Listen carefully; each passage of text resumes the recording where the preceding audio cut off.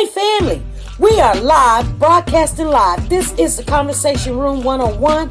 Make sure it's only adults in the house. I need your mind to be open, prepared, and relaxed. Welcome to our home. Take your shoes off. We got some rules we need to go over. Be kind. No cursing in the chat. If you want to curse, call in. And no shouting out other channels. That's a no-no.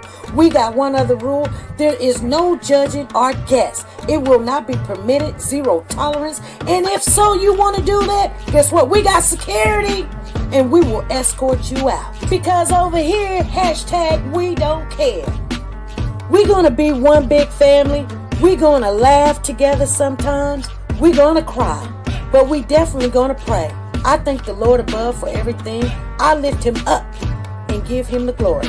But you guys, right now, we're going to get our popcorn. And then we're going to see what's going on. And let me just park my car. And I'll be in there in a minute. I'll see you real soon.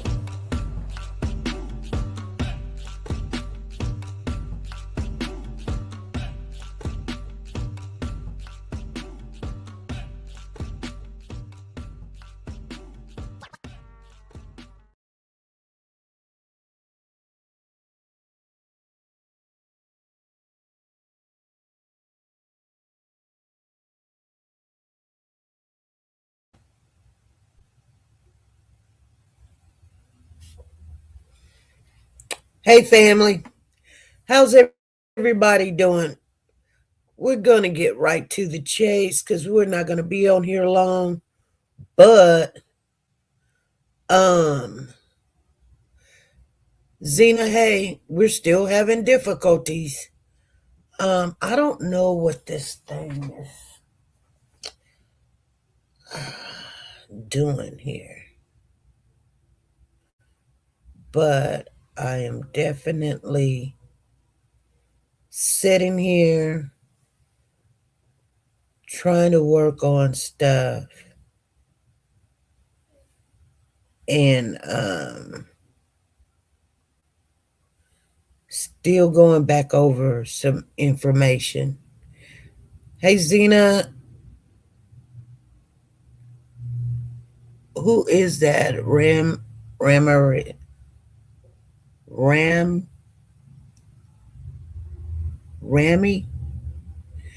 How you doing? So,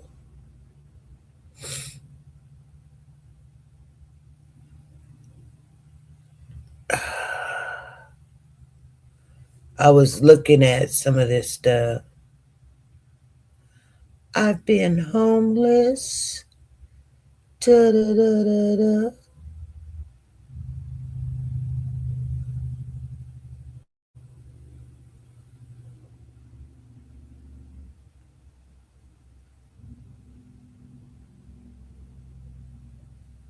You know, I'm going to say something. And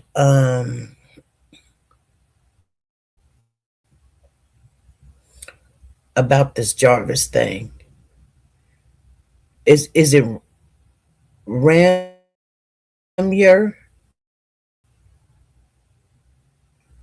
Is it Ramyer? Am I pronouncing it right?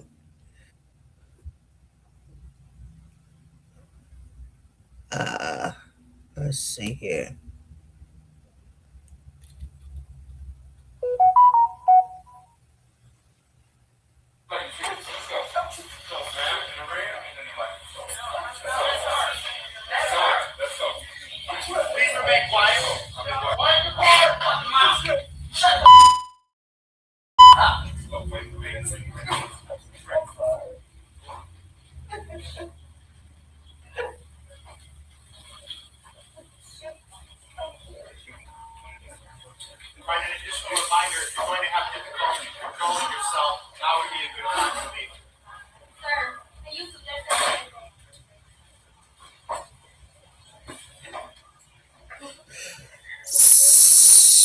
Huh.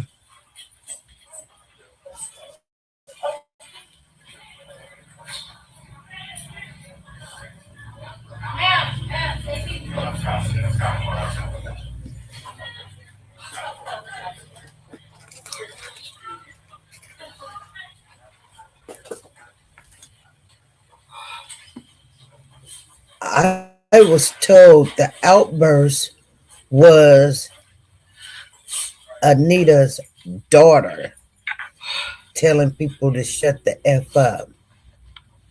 I'm sorry, were you through now? No, guys, I'm going to finish the break statement. Very good. Return to your seat. Mr. Makepeace, you can let her get situated. And now I'm looking to see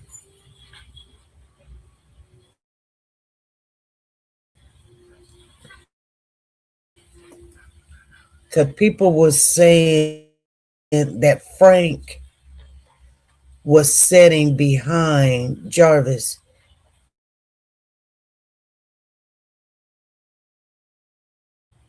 Y'all tripping. That's not Frank.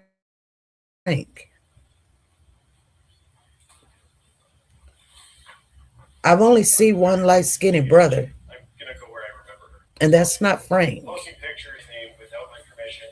This has also affected me financially, and people doing podcast shows, emailing me, people that I don't know coming to my home, knocking on my door constantly. This is really hard and has been very painful for me, and I pray to God that no one and no other family will ever have to endure what me and my family have endured.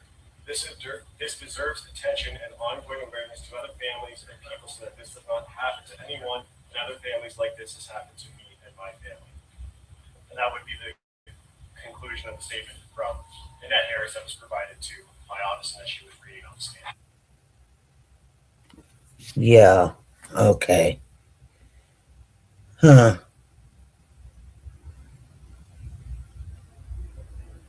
Okay. That was it. Well, I don't know if it was Shannon. They say it was Shannon,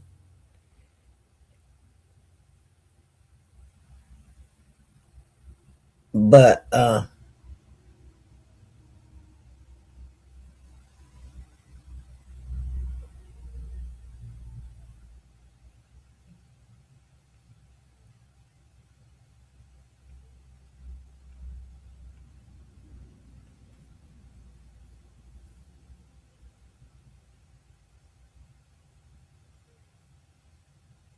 Well, again, Mr. Butts is here today sentenced for 6 different cases. Mr. Butts entered guilty pleas on all 6 of his cases, and there's sentencing agreements negotiated. The offenses that Mr. Butts is here to be sentenced on are the most serious nature. Mr. Butts has a criminal history dating back to 1997.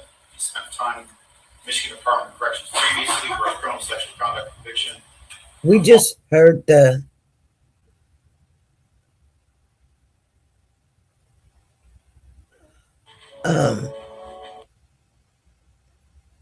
whole thing. Welcome, everybody. Anywho's.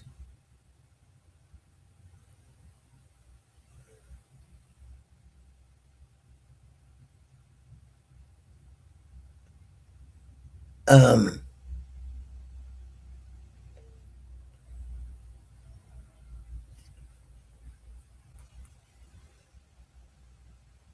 hmm.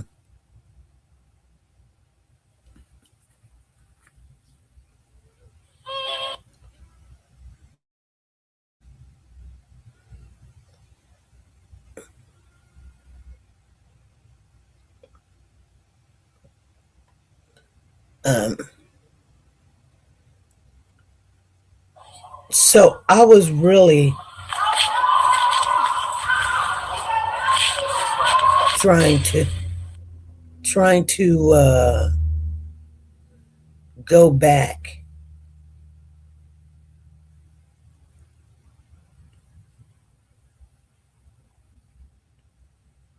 and it's just crazy. All these kids, it's crazy.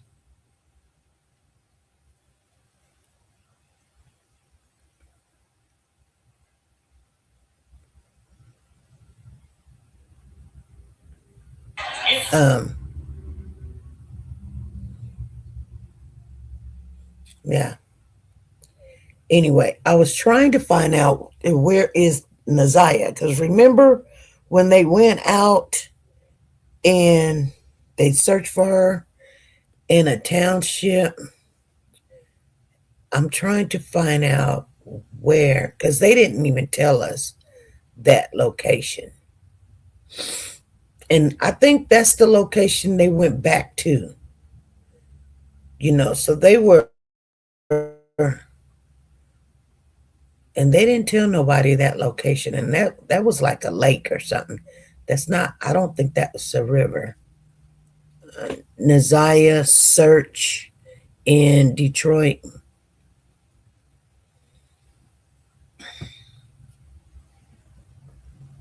The term Messiah in Detroit appears in two main contexts. There's a 2023 Crime Stoppers case involving Nathaniel Messiah Townsend Jr., and also the Church of the Messiah located on Detroit's Lower East Side. No. Naziah Harris search in township. They want to keep saying Messiah.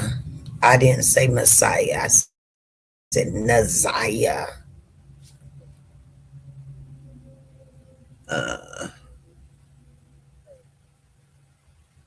Okay, police search Clinton Township Pond.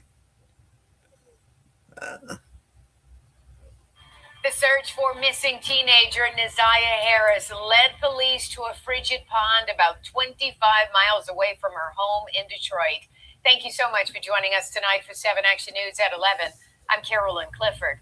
The 13-year-old vanished almost 2 months ago. Today, police followed the trail of a new lead in the mystery as they scoured a pond near 14 Mile and Gratiot in Clinton Township. 7 Action News reporter Rudolph Olsenida joins us tonight with the latest on the investigation. Michigan State Police search and rescue boats were at this pond near Quinn and Gratiot, just behind those trees, searching for 13-year-old Naziah Harris. Police wouldn't say what they found, but they do say the search is still on. The last anyone has seen of 13-year-old Naziah's school bus January 9th around 2:50 p.m. She was supposed to head straight home to her grandmother and legal guardian, Annette Harris, but never made it. We spoke to Annette last month. She got off the bus with her schoolmate and walked up to the corner of Warren and 3 Mile Drive. And one of the school kids said that she turned right instead of turning left. And that's all I know. It has now been nearly 2 months, and there have been no sightings of the young girl. But that doesn't mean efforts to find her have dwindled. Tamara Smith is the police commissioner for Detroit's 1st District. She has been handing out flyers every single day since she got wind of Naziah's disappearance. I have known her father all of my life. We were childhood friends. He's extremely concerned. On Wednesday, the Detroit Police Department confirmed their major crimes division was searching a pond in Clinton Township, all in relation to a lead in the case. Tamara spoke to Zania's father Wednesday about that search. Like any father, any parent would be just heartbroken from all of this. DPD wouldn't say what was found in the pond or what tip led them there, but the search has now concluded for the day at the pond, and there are still no suspects in custody. It's like a mystery. You go to school, you get on the bus to go home, you get off the bus and you vanish in thin air. Well, we all know people don't vanish. I've been praying, God, just bring her home. If you have any information regarding the disappearance of Naziah, make sure to call the Detroit Police Department, or you can always stay anonymous by calling Crime Stoppers at 1-800-SPEAK-UP. In Clinton Township, I'm Rudolph Olsenida, 7 Action News. So it's now Clinton Township Pond, Quinton and Gratiot Road. Okay. I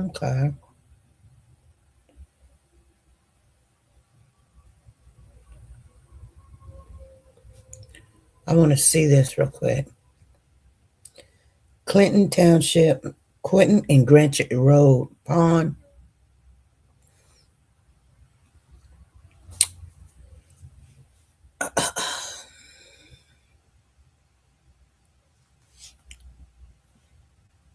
Lord.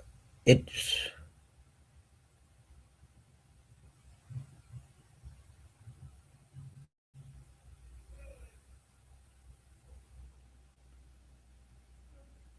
Hey Crystal, how you doing? Zena, Tina, what's going on? I was looking for something for Clinton Township Pond.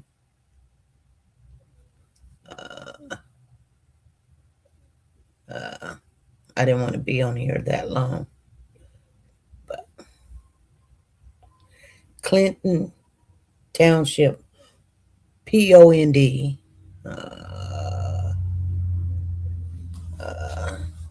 Let's see. Okay. Because I keep saying pond. I'm not saying pond.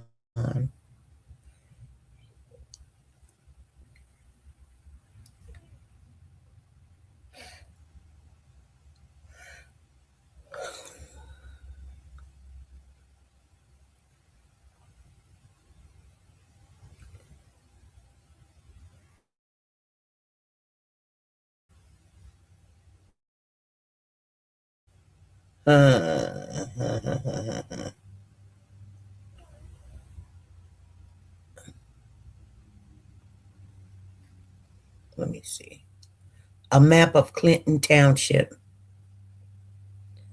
Okay. Clinton Township is in south central Macomb County, north of Detroit, and includes zip codes 48,035, 48,036, and 48,038. It surrounds Mount Clemens on 3 sides, as shown on local maps, and is home to attractions like Partridge Creek Mall. Okay.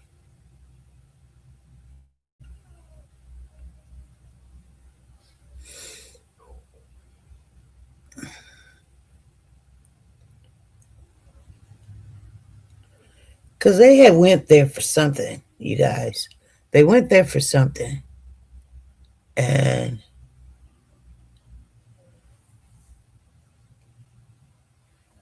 street maps. Cut down here. Let me see that real quick.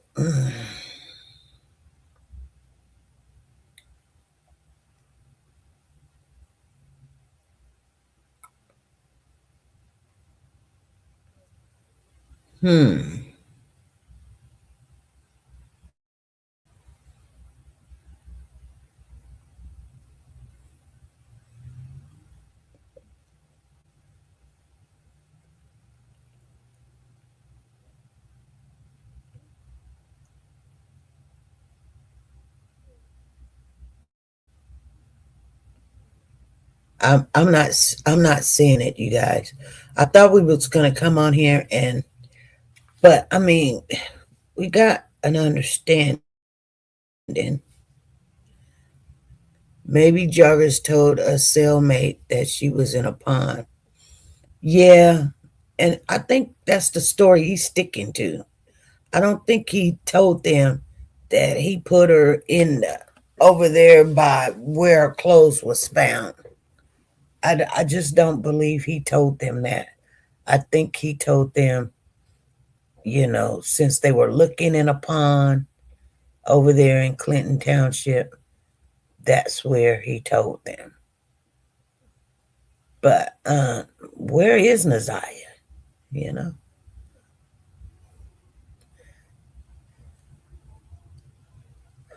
Anyway.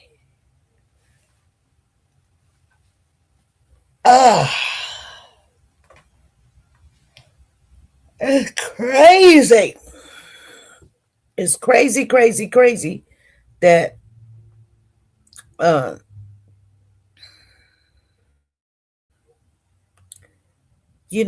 I understand why they're not giving that information.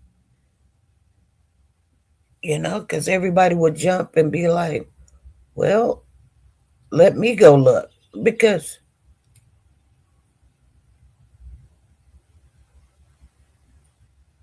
you have more people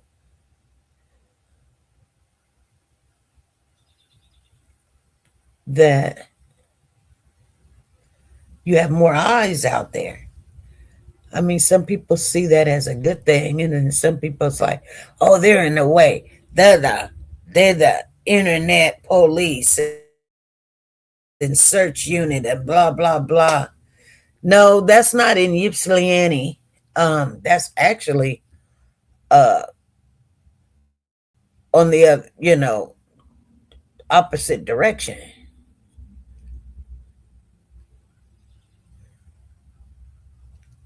Clinton Township. How far from Ypsilanti?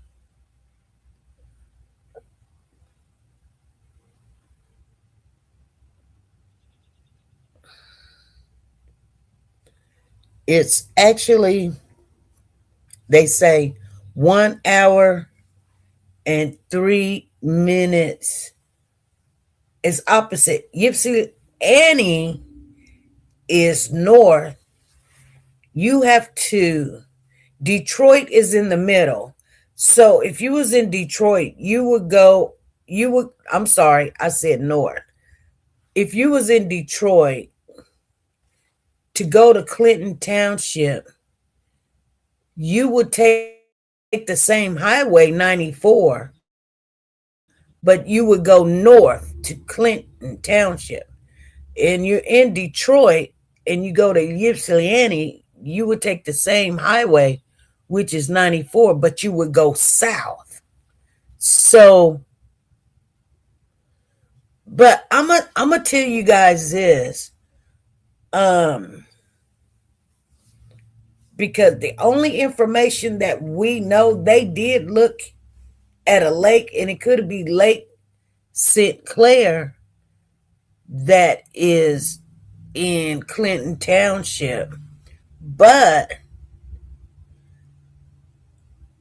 we know one thing, that Jarvis was in Ypsilanti. And I can't, if we don't see him in Clinton Township, I just don't believe that Neziah is in there in Clinton Township. I mean, not only that they took this red Jag to Ypsilanti, I believe, and I've always believed without a doubt, that, hey Shalana, what's up? She's somewhere in Ypsilanti. I just believe that. Not because they said that, they seen her and, everything was fine and she didn't ask for no cookies or water or nothing. She didn't say anything. She didn't get up. She didn't move around. She just sat there. I just believe that's not, I don't believe people.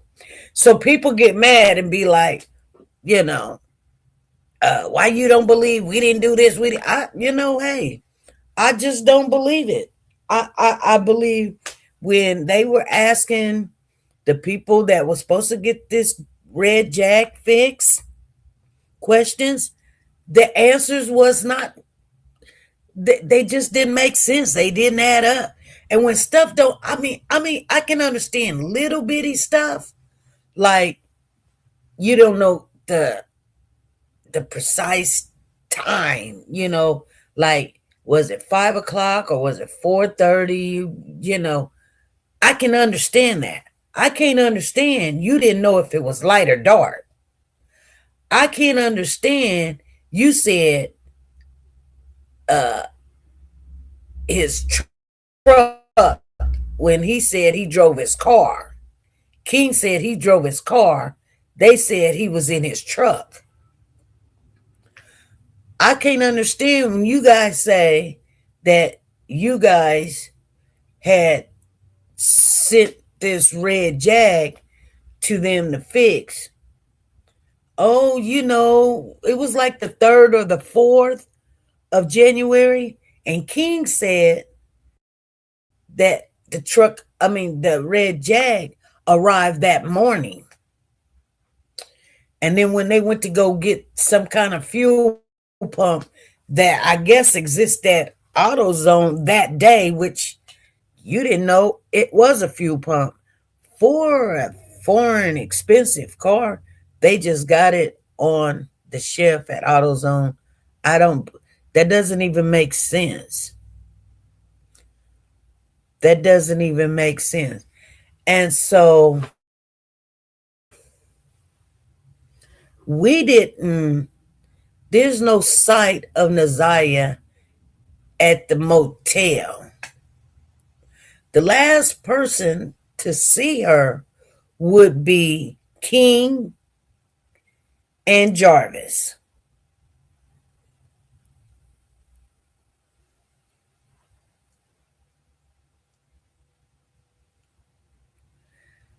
She said maybe there's a dismemberment involved. Yeah, dismembering the body. Yeah, but that would be messy. That would be really messy. Hey, Virtuous, how's it going? So, you guys,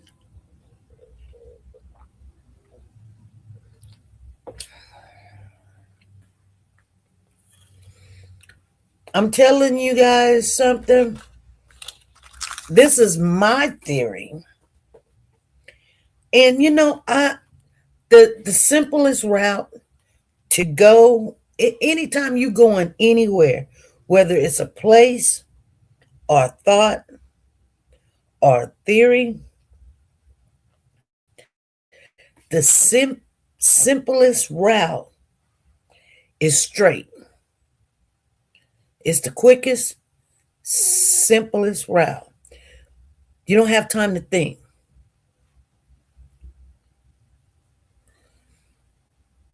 So,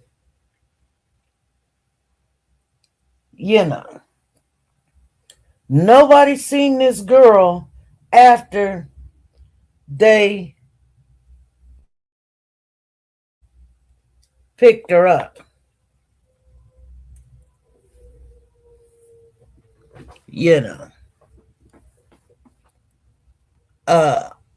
Tawana says she's seen her and she was walking. She didn't see her face, but she seen the colorful jacket. Okay. So she had this colorful jacket on. And I think the people with the red jag said she was wearing the colorful jacket. And the weirdest thing about it, where they found all the other belongings allegedly supposed to be for Neziah, was over here in the Detroit area. Not in Township, Clinton Township, not in Ypsilanti, but in Detroit. They found a shoe. They didn't find the bag. They found a onesie. We don't even know if that is her onesie. It could be, and it could be her shoe. I don't know. The shoe don't look the same to me. I mean,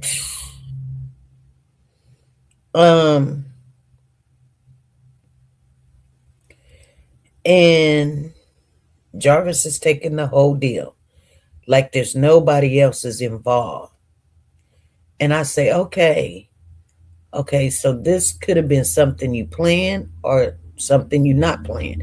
If you planned it, then taking a trip to Ypsilanti would have been where you would have placed her. If you didn't plan it and you guys did make it to Ypsilanti and drop off a car, remember, Jarvis came back to the shop, allegedly, and they chopped up the money. You take this and I'll take that, and that's the last time King seen her. Then Jarvis went to the house and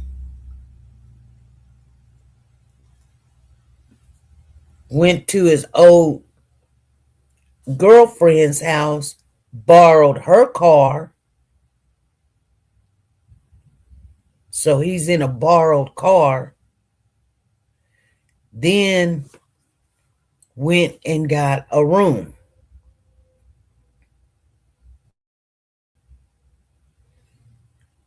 Went and got a room.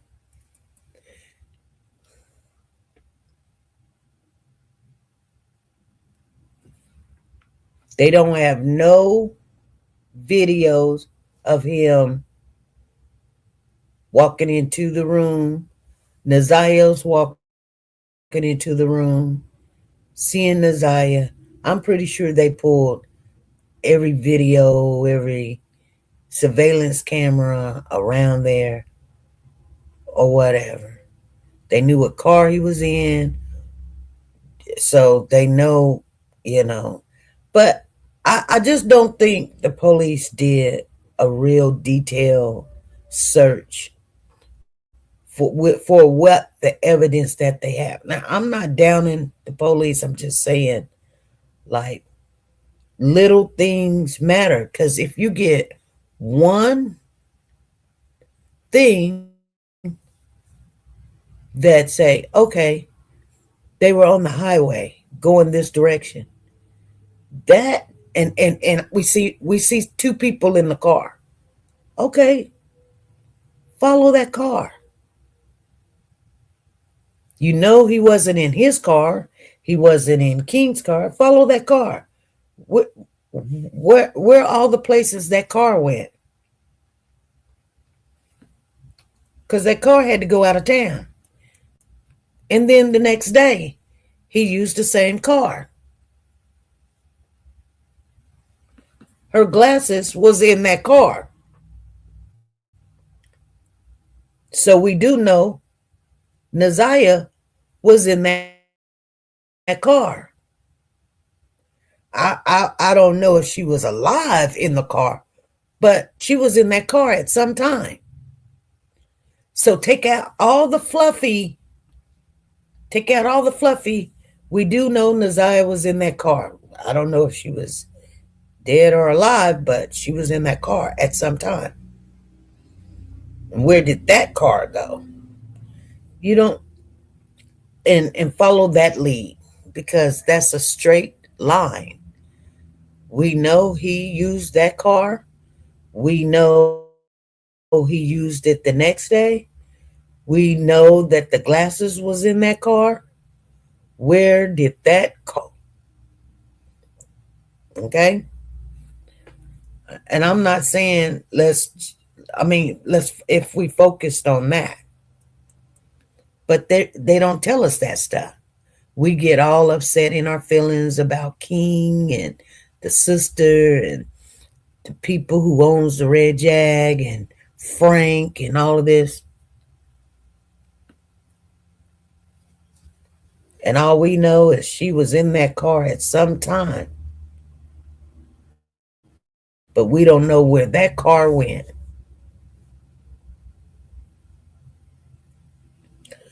So Jarvis had 24 hours. She came up missing on the 9th. He missed work on the 10th.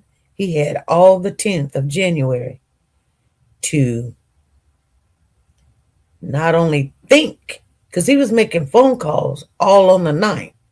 He called Shannon. He called Nene. And he called other people too. So where did that car go? Because wherever that car went, that is where Nazia was being placed. Yeah. Yeah.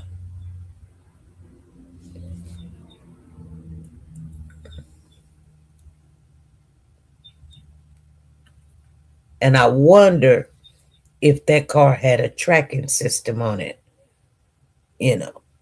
where they can find out where that car went. Or the tags that was on that car, when it's on the highway, pick up, you know what I'm saying? Like, it doesn't take a rocket scientist to follow that car. And Kim Worthy saying that they are satisfied with his statement. We didn't get to hear the statement. I told you guys we weren't going to get to hear the statement. And it really did not have to do with the other kids. Because, there's people that's nosy that wants to know, the details of what all he did. Well, I'm going to tell you right now, and I said it once before, one thing for certain and two things for sure, they was not going to let us hear that statement. And people was like, yeah, so we going to wait. The 12th going to come. Well, the 12th done came and passed, and now it's the 20th. And we haven't heard no statement.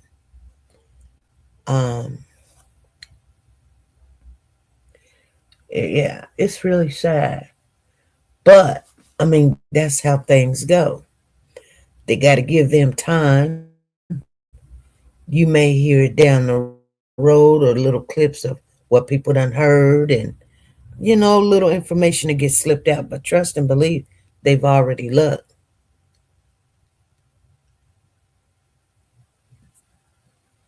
Now, he can tell anybody because he done already told them.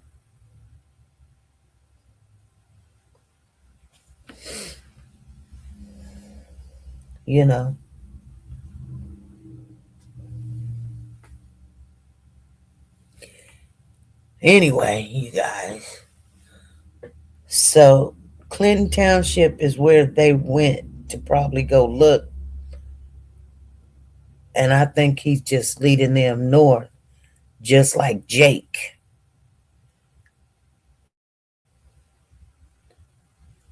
I don't know where I put her. I was just driving and I ended up on a pond.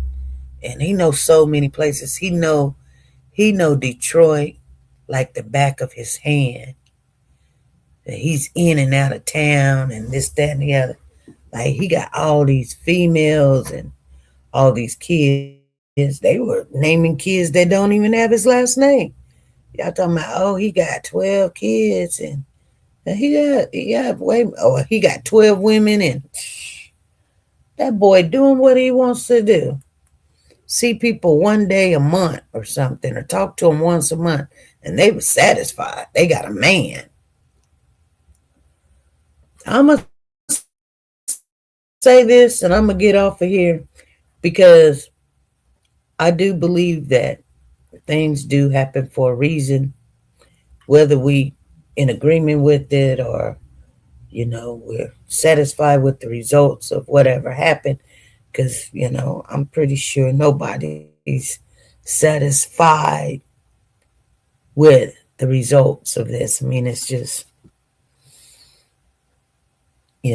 somebody's missing. I mean, somebody's still gone. Somebody's still not accounted for. But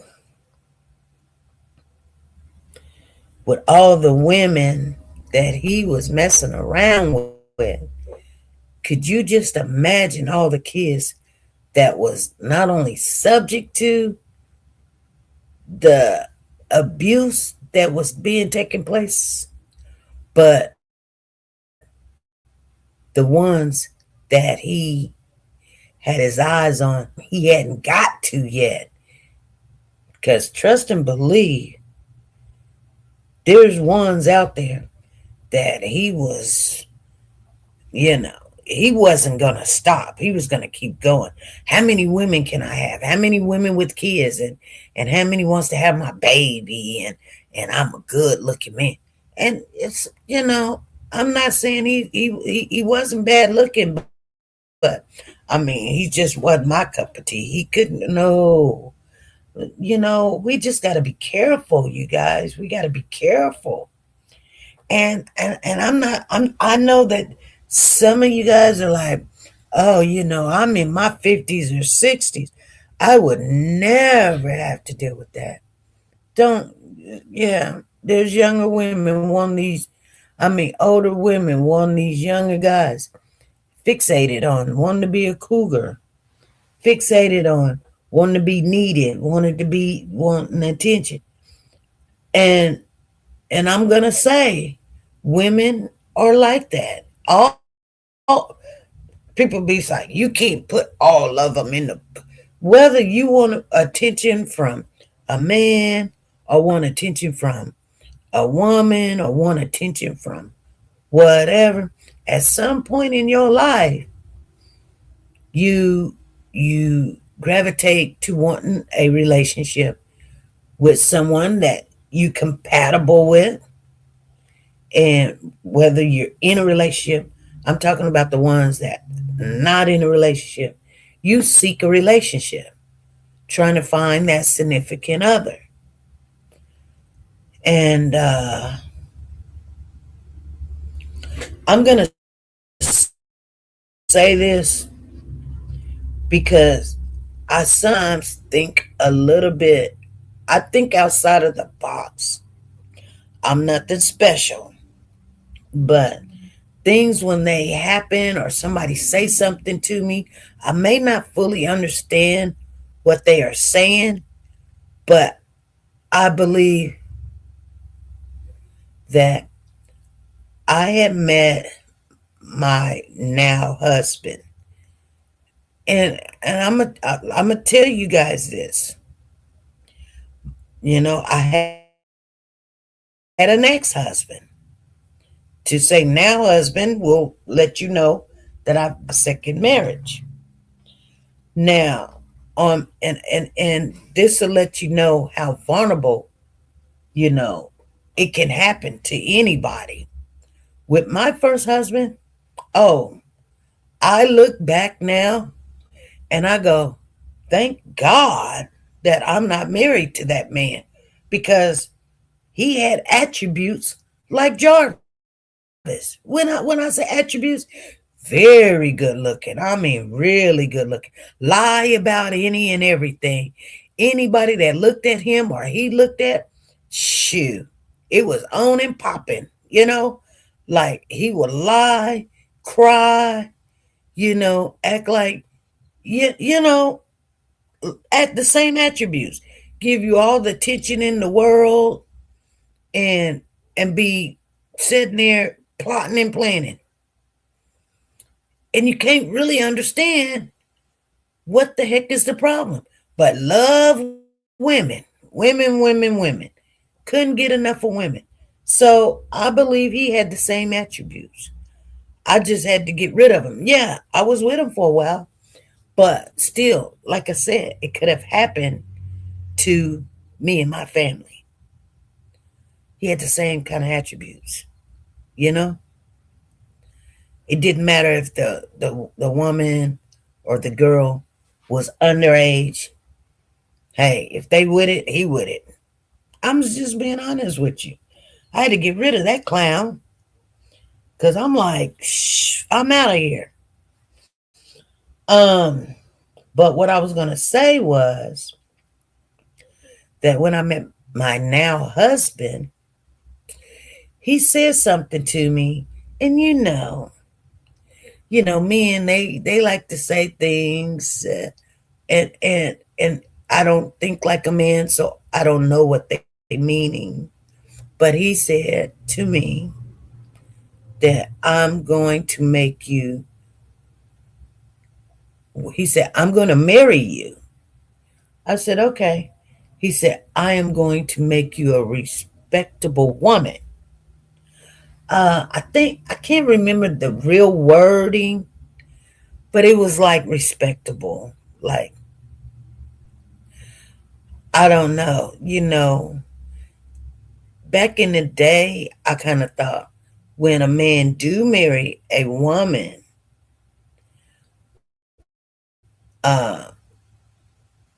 it's like they're supposed to get something, you know. Now, my husband has a lot of faults, a lot of things I don't like, just a lot. I'm to the point that it is what it is. I can't make him into something that, you know, that fits my description of what I want, because he is who he is, very strong willed. And it's okay. I can live with it. But I didn't understand what he was saying, not being cocky. I thought he was being like a male chauvinist, being cocky, because he's a man. I should be grateful that a man, I'm marrying, and he's a man and blah blah blah. Like there is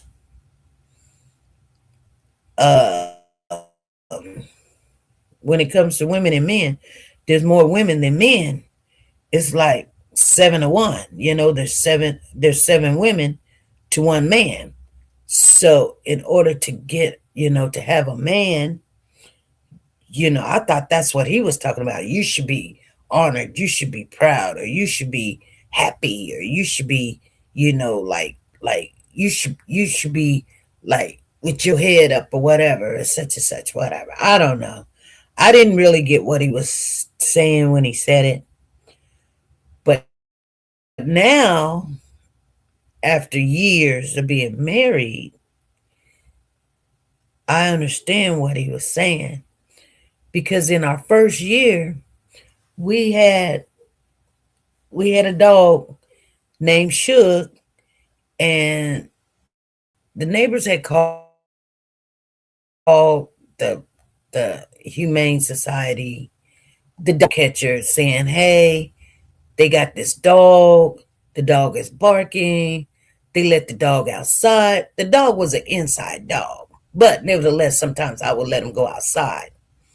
And they just threw a conniption fit. Just anytime they could call somebody, and or they would do it. My next across the street neighbor.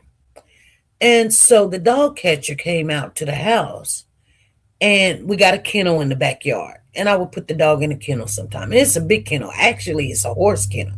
So having a dog house in the horse kennel, and it's pretty much a quarter of my backyard. That's how big the kennel is. If you picture a backyard, not half in it, but put it in fours, that's how big it is. And it's iron. It's not chain link. It's not wood. It's not something that you put together with some 2x4s or whatever. It's literally bought, screwed together,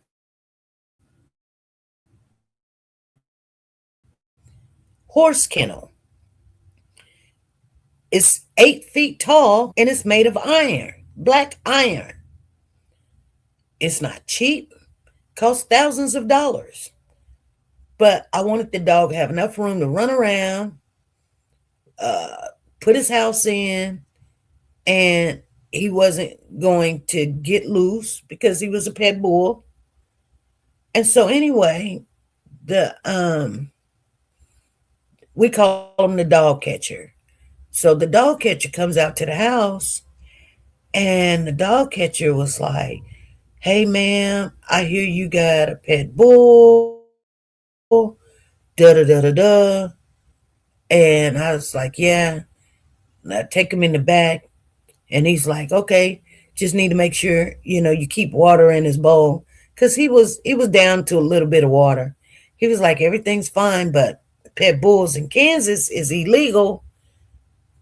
You have to have them spayed and neutered and all this other stuff. So I'm going to give you a ticket to get him neutered. And that means, chop his balls so he can't have any babies. He can't have any babies. And I was like, no, I'm not going to do that. I said, I'm not going to do that. And he said, ma'am, ma'am, you know, you're you're committing a crime by not doing that.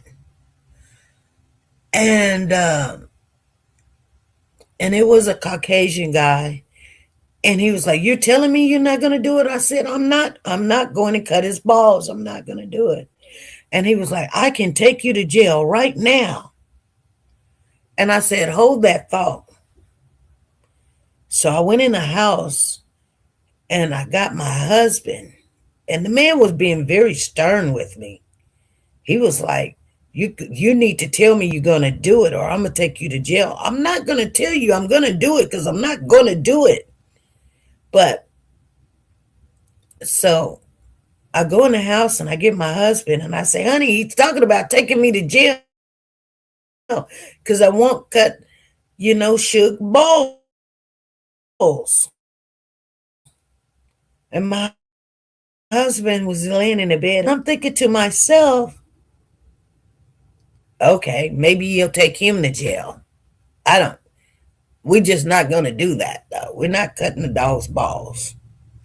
Anyway, my husband comes back in the house. The guy gets in the truck and he leaves. And I said, "Well, what did you say to him?" And he didn't ever tell me what he said. He was just like, he said, "Honey, let me tell you something. Sometimes there's men in this world that a woman cannot talk to. Like, a man don't want to listen to a woman. So he was going to be very stern with you because you were a woman, not only a woman, you was a black woman, and you're going to do what he tells you you're going to do. But then now that you have a man and men can talk." And I just told him, "Hey, whatever." Anyway, I kind of just looked at him and was like, "Well, thank God that you took care of it because, now do we got to get the dog balls cut?" And he was like, "Nah, don't worry about it. Just keep going. Keep doing what you doing." He say he now knows that you've got a man in the house that's going to say, "Hey, you don't you got a problem. Don't go to my wife. You come to me." Okay. And I started understanding that that's what's supposed to come in a marriage. Like, that man is supposed to protect the woman and everything in the house. So for me to tell you guys these things, it goes deep. And I bet you guys are SPB all over the place. No, I don't. You just not picking up what I'm putting down. What I'm saying is, and it all fits, that when there's not a man around, there's men out there that go to these vulnerable women. Like I said, I was vulnerable before.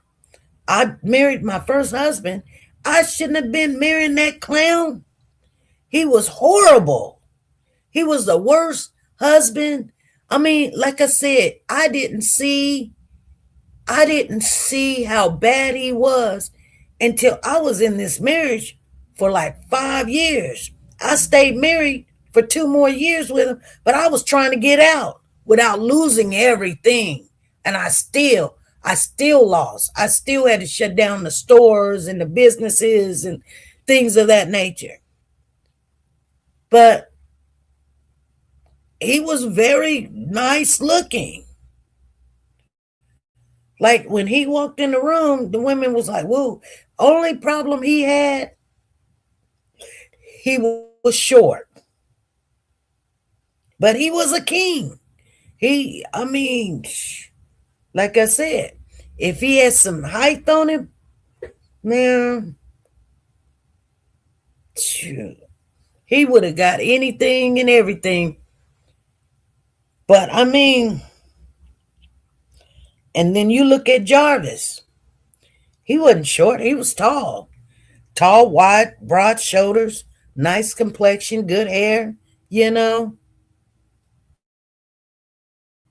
work, make money, spend money, driving an Escalade. So women was like, oh, you couldn't even count his money because he made money every day. If he changed a tire and he put on some spark plug, he made money. Even Uncle Sam couldn't count his money. And he had ambition. They wanted a shot, He wanted to work for himself. So women look at that. So you can't tell me that there was other women that in his future, had he not went to prison, he was going to tear up some families. There was potential other little girls that he would have been presented just because. You guys understand? He had the talk. They liked what he talked about.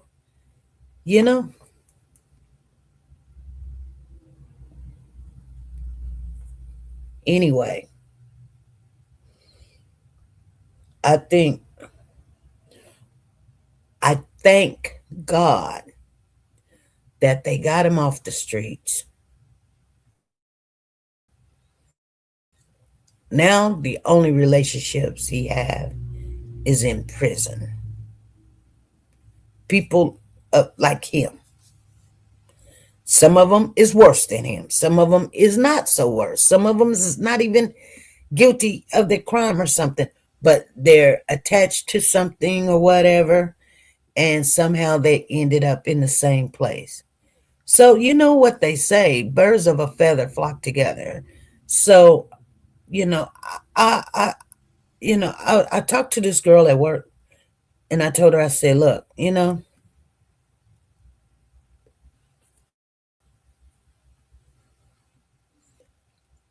we've got this girl, we've got this young CNA. I don't think she's that young. She might be in her 40s. And every time she opened up her mouth, she lies. Oh, I went on break and I went to the store and then it was a robbery and that's why I'm late getting back. It's a whole hour and a half and I didn't have to fill out no paperwork, but that never happened to me. I've never been where a store got robbed and I was right there and blah, blah, blah, blah, blah. And she lies about everything, but she's all over the place. I believe, and this is just my thought, I believe that she is a meth head. I believe. Because she's got that twitch and when she walks with her head to the right or to the left, like she just can't stand straight up. And then when she talks, she's I went over here and I did this right here. SP, I'm going to the break now. Is that okay with you? And I'm like, hey, what's the rush? Why are you? And then she takes like 10 breaks a night.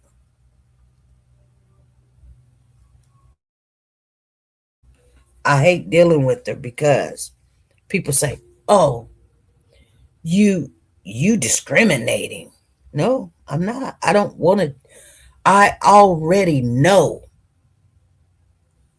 something is not right with you. I don't have to be in the room to know that you're flipping out every time you come to work. You lie. You done lied on me. Oh, she hung up the phone on me. No, I didn't, honey. You lost reception. Or I don't know. I'm not going to sit here and try to understand your lie. What I'm going to do is keep her moving. When she tries to talk to me, I'll go the other direction. Yeah. She should say I'm rude. I'm not rude. I don't want to stand there and listen to how every day you come to work and get caught by this train that you're late. Or, you guys just don't even understand it. So when I can place her on the other side, I do. I'm not trying to be mean or rude. I just don't want to deal with her.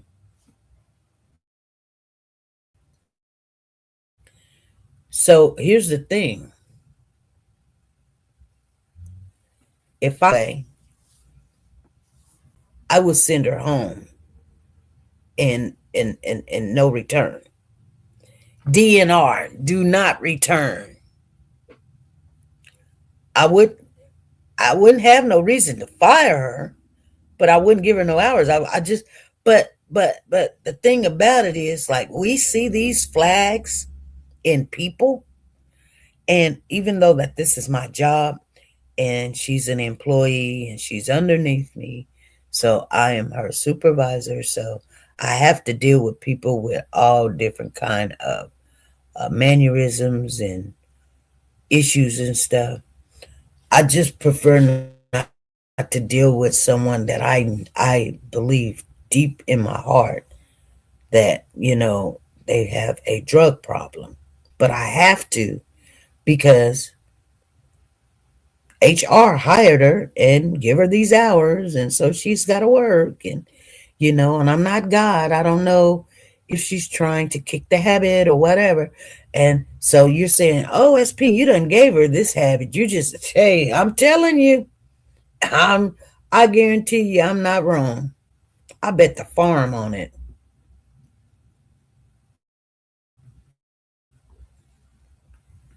But when you got to deal with people that is not like you, like, can't have a civil conversation, can't just come to work, do your job, clock out, and go home.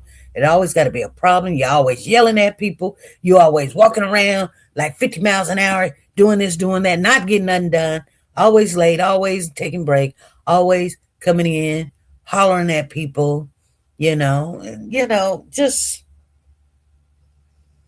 too much. We see these signs. We want to call them red flags. And a lot of people ignore them. I don't ignore red flags anymore. When I see the red flag, I be like, call me whatever you want. But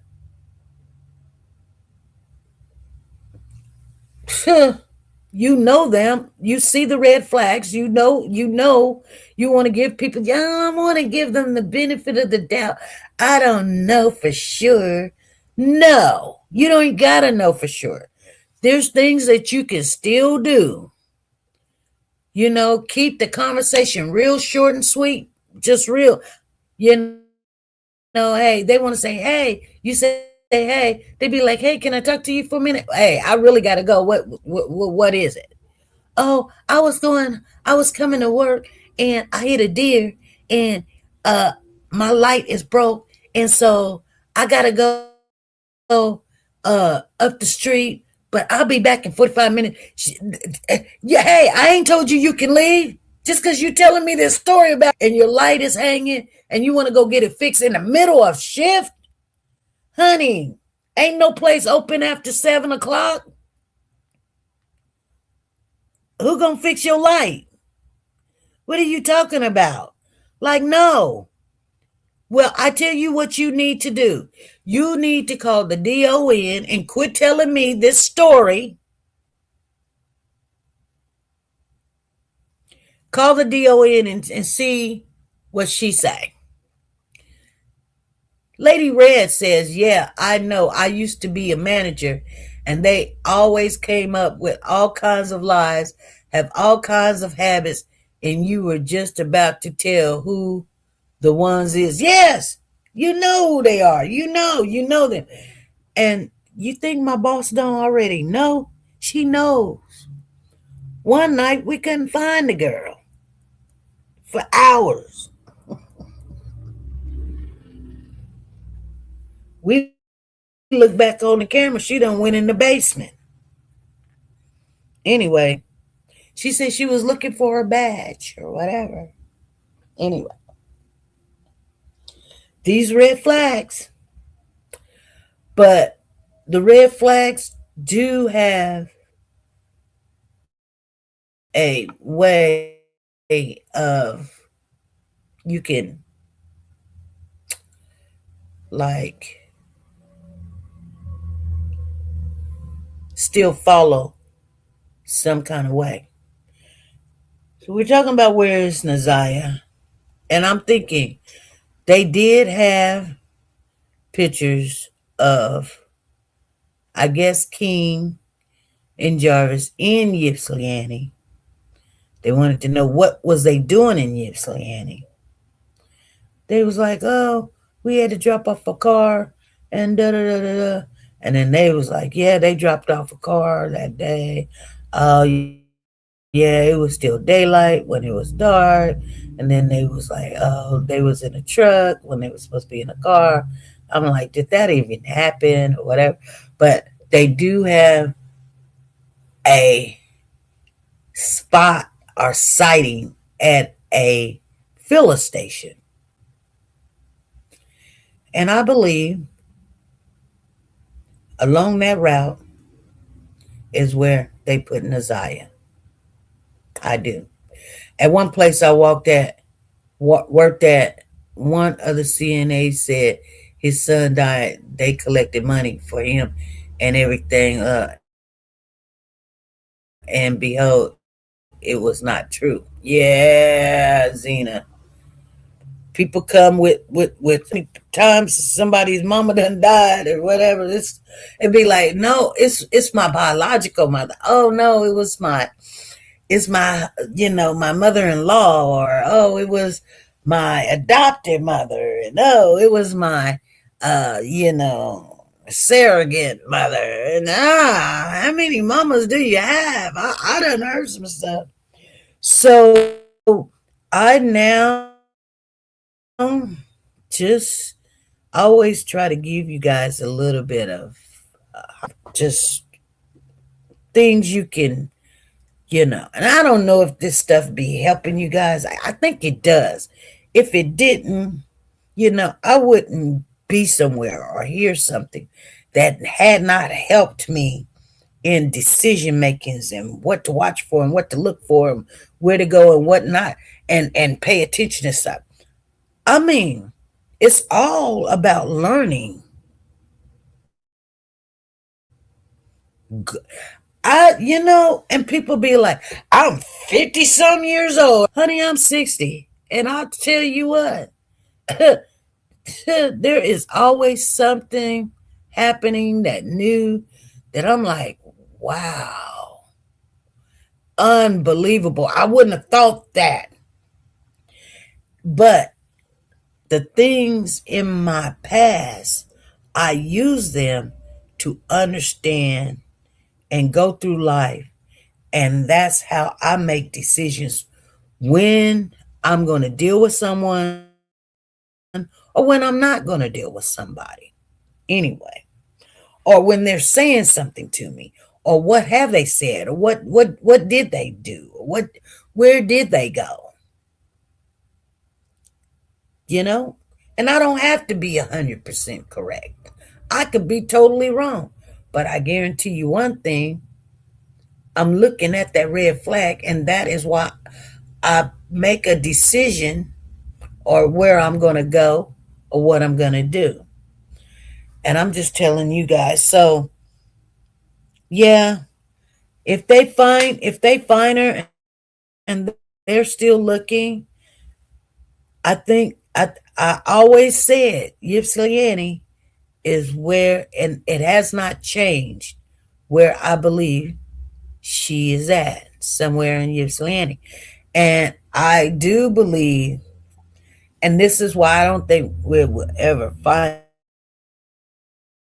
her, I believe that they put her in the trash. I believe they put her in bag and a bag and a bag and bagged and bagged and threw her in the trash. Because, and the only reason why I say that is because he's not dumb, you guys. You know, he's not dumb. And nowadays, you don't want to be any place with shovels and just throwing people in houses and walking away, because sooner or later they find him. Sooner or later it's going to stink. Sooner or later somebody's going to report they see you or this, that, and the other. The quickest thing to do is get some trash bags.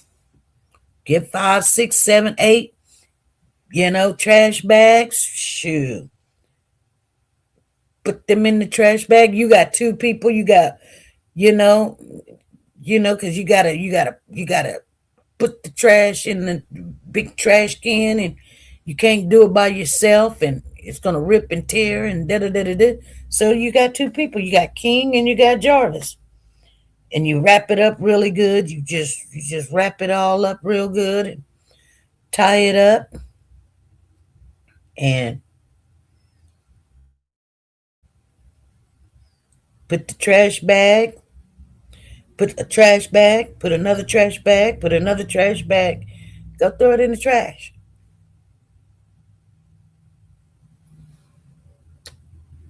It could. Or, I don't know. I don't know. It was another little girl, a dude killed her. He put her body in the trash, and they have not found that baby body yet. And that's been about 2 to 3 years. And they're not going to, because once it's too far gone, it's gone. It's too far gone, it's gone. Like, I mean, if it had happened and we knew that they were in the trash and they stopped, and they can look, you got 20, 30 people out there. They was looking for that one kid, and they had to go through that trash, and they finally found that baby, and the mama was like, I can't remember the baby's name. It's a little boy. And the mama was like, I ain't hurt him. And it was a cute little Hawaiian little boy. And she was like, and if I would have done anything to that baby, my baby, I would take myself to the jail. Crying, her mama sitting right beside her. And she's like, and I would go with her, and da da da da. Just lied. And now she's in prison for life. Yeah. Leilani, that was Leilani and her baby. Anyway. Leilani. Yeah, Leilani, I can't remember what her baby's name was. It was, the cutest little baby. The little boy. You guys know. But anyway, Quentin. Exactly. Come on, Zena, now. Anyway, you guys, yep, Quentin Simon. Leilani Simon, Quentin Simon. Yeah, she got sentenced for killing her 20-month-old baby. In 2024. And remember, her son was missing. It almost take about 2 years. She was convicted of murder. And she thought that they weren't going to find that baby. They found that baby. But it's funny how some babies they find and some babies they don't.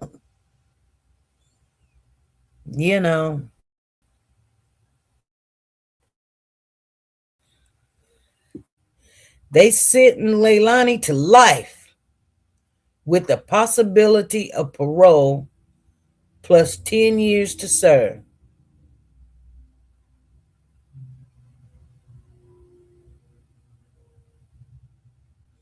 Lying and crying. You know, and I know some people be like, I don't feel sorry for these people that do stuff. You know what? I do. I do. Because what in the heck was you thinking? And I do feel sorry for them. And why? Because some demonic spirit you're under, like, you know, like, no, you lose your mind to take out your kid. Oh my God. I just feel sorry for people like they doing too much. Like, I thank God every day that, you know, because, you know, some people be like, you know, I don't want to be judgmental and be like, oh, I don't feel sorry for them and da-da-da-da-da. You know, you can lose your mind.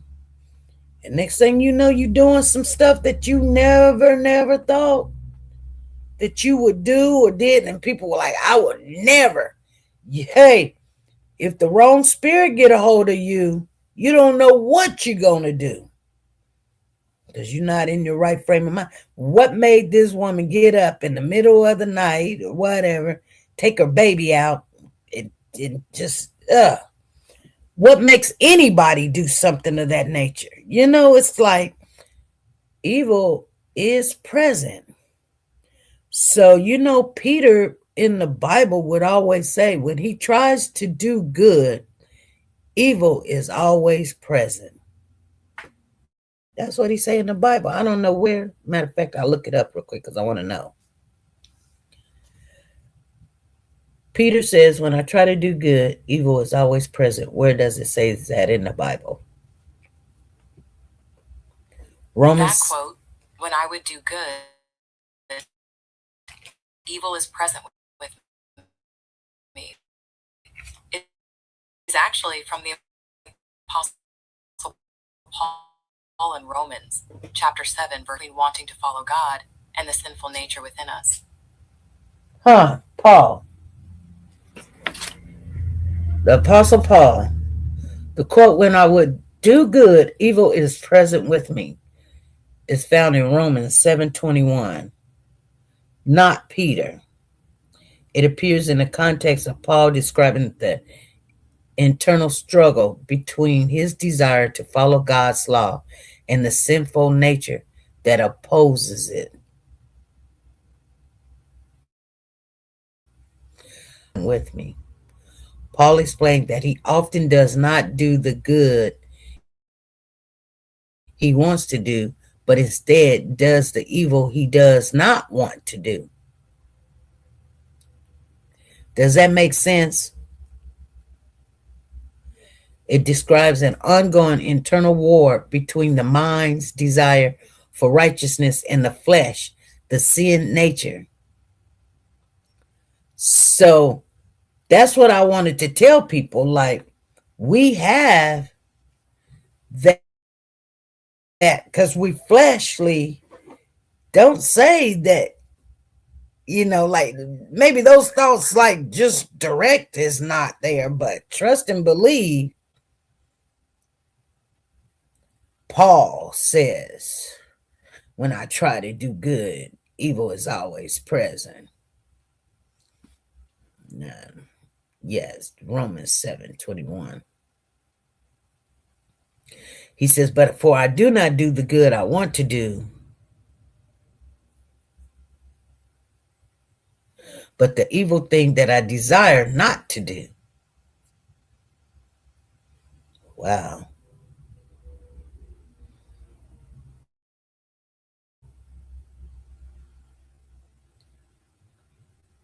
Anyway, you guys, I'm going to get off of here. And you guys, it's Friday. Some of you guys got paid and some of you guys didn't. But anyway, nevertheless, We'll keep it moving, all right?